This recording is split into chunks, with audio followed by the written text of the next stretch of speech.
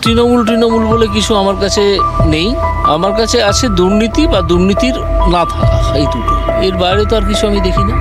নমস্কার, আমি সব্যসাচী ঘোষ কথা বলছি। আজকের ভিডিওতে আবার একটি গুরুত্বপূর্ণ বিষয় যেটা আমরা দেখতে পাচ্ছি রাজ্য রাজনীতিতে, সেটি হলো সব কিছু ঠিকঠাক থাকলে আসন্ন লোকসভা ভোটে কলকাতা হাইকোর্টের সদ্য অবসরপ্রাপ্ত বিচারপতি অভিজিৎ গঙ্গোপাধ্যায়কেই পূর্ব মেদিনীপুরের তমলুক কেন্দ্র থেকে প্রার্থী করতে পারে বিজেপি। এই কথা তো আমরা আগেও বলেছিলাম, এখন নতুন কি তাহলে? এই নিয়ে রাজ্য রাজনীতিতে জোর জল্পনার মধ্যে তমলুক কেন্দ্রের অন্তর্গত নন্দীগ্রামে অভিজিতের নামে প্রচার শুরু করে দিয়েছে পদ্ম শিবির। বিরোধী দলনেতা শুভেন্দু অধিকারীর বিধানকেন্দ্র থেকে নন্দীগ্রামের একাধিক জায়গায় অভিজিৎকে বিজেপি প্রার্থী হিসেবেই উল্লেখ করে দেওয়াল লিখছেন বিজেপির স্থানীয় নেতাকর্মীরা। তাদের বক্তব্য, অভিজিৎই যে তমলুক থেকে দলের প্রার্থী হতে চলেছেন তা এক প্রকার নিশ্চিত। দলের উপরতলার বার্তা পেয়েই দেয়াল লিখন শুরু করেছে তারা। এই নিয়ে বিজেপি ও অভিজিৎকে পাল্টা কটাক্ষ করেছেন তৃণমূল নেতা কুণাল ঘোষ। তিনি বলেন, যেখান থেকে দেয়াল লিখন শুরু হয়েছে সেখানকার মানুষই ওকে প্রত্যাখ্যান করবে, অর্থাৎ অভিজিৎ গাঙ্গুলিকে প্রত্যাখ্যান করবে। নন্দীগ্রামের 2 নম্বর ব্লকের হরিপুর অঞ্চলের ঝড়েশ্বরপুর এলাকার একাধিক জায়গায় অভিজিতের নামে দেয়াল লিখন করা হয়েছে। বিজেপি নেতাকর্মীদের দাবি, সমাজ মাধ্যম থেকে তারা যা দেখেছেন সেই অনুপাতেই অভিজিৎ তমলুকের প্রার্থী হতে চলেছেন। সেই জন্যই এই উদ্যোগ নিয়েছে তারা। স্থানীয় বিজেপি কর্মী স্বপন কুমার মণ্ডল বলেন, চাকরি প্রার্থীদের বঞ্চনার বিরুদ্ধে সরব হওয়া অভিজিৎ গঙ্গোপাধ্যায় আমাদের তমলুক লোকসভা কেন্দ্র থেকে দাঁড়াবেন বলে আমরা এক প্রকার নিশ্চিত। আগামী 2-4 দিনের মধ্যে হয়তো সেই ঘোষণাও হয়ে যাবে। তাই আমরা সময় নষ্ট না করে দ্রুত দেয়াল লিখন শুরু করে দিয়েছি।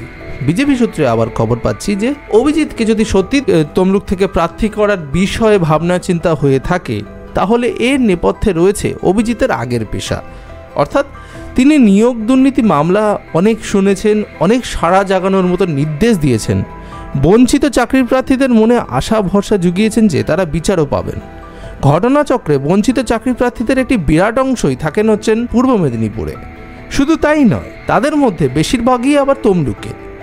বিচারপতি গঙ্গোপাধ্যায়ের উপর যাদের অগাধ আস্থা আছে, এই দিকটি নজর রেখেই হয়তো বিচারপতি গঙ্গোপাধ্যায়কে তমলুক থেকে দাঁড় করানোর কথা ভেবে থাকতে পারে দল। নন্দীগ্রামের বিজেপি নেতা মেঘনাথ পালের দাবি, অভিজিৎকেই প্রার্থী হিসেবে চাইছেন এলাকার মানুষ, তাই আগাম দেয়াল লিখন শুরু করে দেওয়া হয়েছে। তার কথায় দল এখনও প্রার্থী ঘোষণা করেনি, স্থানীয় কর্মীরাই আবেগপ্রবণ হয়ে তার নাম লিখছেন। আমরা আগেও একটি ভিডিওতে শেয়ার করেছিলাম যে অভিজিৎ গাঙ্গুলি হয়তো তমলুক থেকে প্রার্থী হচ্ছেন। এবার সেই সময় শিশির অধিকারী অর্থাৎ শুভেন্দুর পিতার একটি কল রেকর্ডিংও ভাইরাল হয়, যেখানে উনি দাবি করছেন তমলুক থেকে প্রার্থী হচ্ছেন অভিজিৎ গাঙ্গুলি। বলছি যে প্রথমেই আপনাকে কনগ্রাচুলেশন জানাই যে আপনার 2 ছেলে কাঁথি এবং তমলুকে টিকিট পেয়েছে।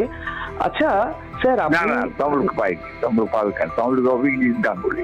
আচ্ছা, আপনার ছোট ছেলে পেয়েছে, তো আপনার মেজ ছেলে তো মাননীয় বিরোধী দলনেতা এবং ছোট ছেলে আপনার কাঁথি থেকে টিকিট পেয়েছে। তো আপনারাই না দলতন্ত্র এবং পরিবারতন্ত্র নিয়ে কথা বলেন, তো এখন কোথায় গেল আপনাদের পরিবারতন্ত্র? আপনাদের কোথায় গেল সেই কথা? আপনি মুখস্থটা কম বলুন, আমি উত্তর দিতে দেন। হ্যাঁ, জুতোটা নিচে রেডি আছে। জুতোটা হ্যাঁ নিশ্চয়ই রেডি আছে। কাকে বলে? কাকে বলে পরিবারতন্ত্র? অর্থাৎ যেরকমভাবে জল বইছে রাজনীতির ময়দানে, তাতে আমরা বুঝতে পারছি যে তমলুক থেকেই নিশ্চিতভাবে প্রার্থী হচ্ছেন অভিজিৎ গাঙ্গুলি। অভিজিৎ গাঙ্গুলি নিঃসন্দেহে বিজেপির একটি বিশাল বড় সম্পদ। সম্পূর্ণ রাজ্যটকভাবে এবার বিজেপি রাজ্য রাজনীতি থেকে সর্বভারতীয় রাজনীতিতে খেলবে। আপনাদের কি মনে হয় নিশ্চয়ই কমেন্ট সেকশনে জানাবেন। যদি ভিডিওটি ভালো লেগে থাকে তাহলে ভিডিওটিকে একটি লাইক করুন, ভিডিওটিকে শেয়ার করুন এবং চ্যানেলটি সাবস্ক্রাইব করতে ভুলবেন না। ধন্যবাদ।